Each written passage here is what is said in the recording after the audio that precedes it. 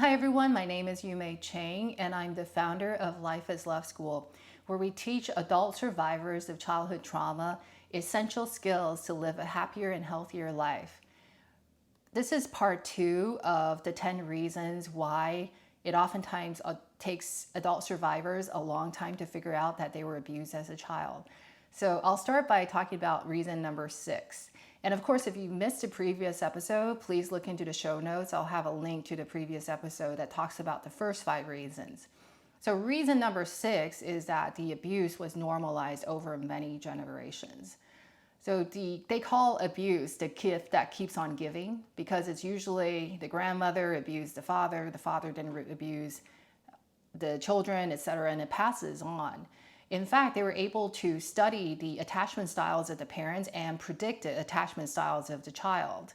And that just tells you, right, the generational abuse just gets passed on. An abused person, unless they actively work on healing themselves, unfortunately, their unhealed part will tend to manifest again in the next generation, knowingly or unknowingly. So that's why it's also very important to work on healing yourself before having children. But when it's normalized over generations, it just seems like the norm. You don't have other comparisons. You don't see outside the family. Basically, most people in the family are kind of messed up, so it seems normal.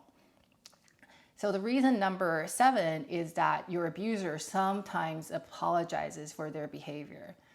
So this is where, say for example, they lost their temper, they said something that's really mean, or they beat you up, and then later they apologize for it. So a lot of times kids are more than willing to forgive their parents, because the default of a child is that they want to have that connection with the parents. So you'll see this unfortunate situation where the child would repeatedly try to reestablish the connection with the parents, even though the parents has proven through their actions over the years that they are just incorrigible and they're not ready to make substantial changes.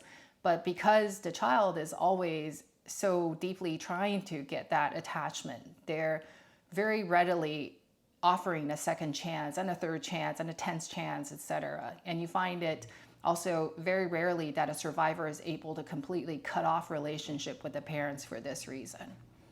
Reason number 8 is that you might feel special for being so close to a parent. So this is a case where there's something called a parentification, where a parent is inappropriately using you as their confidant, as their friend, as a peer, as somebody to share secrets with. A lot of times these secrets are not age appropriate.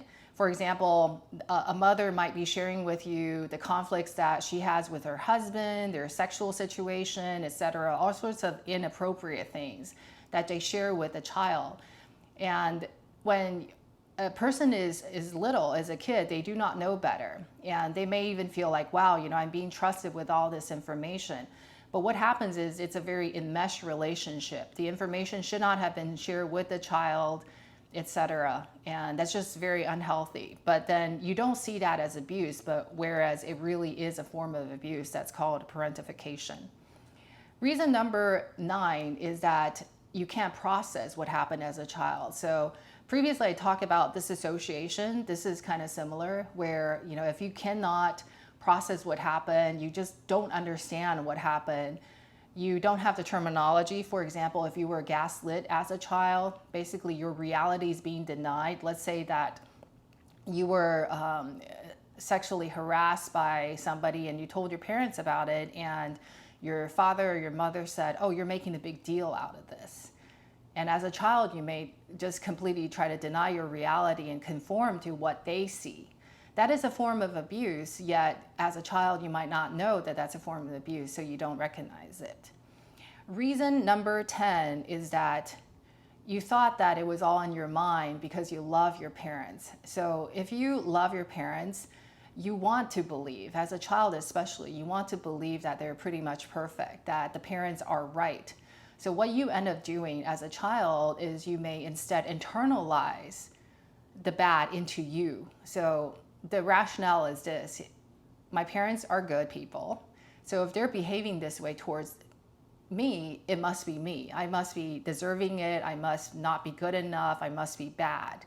So that's very sad, where a child rather blame themselves for the bad behavior of the parents rather than putting the accountability where it is, which is on the actor.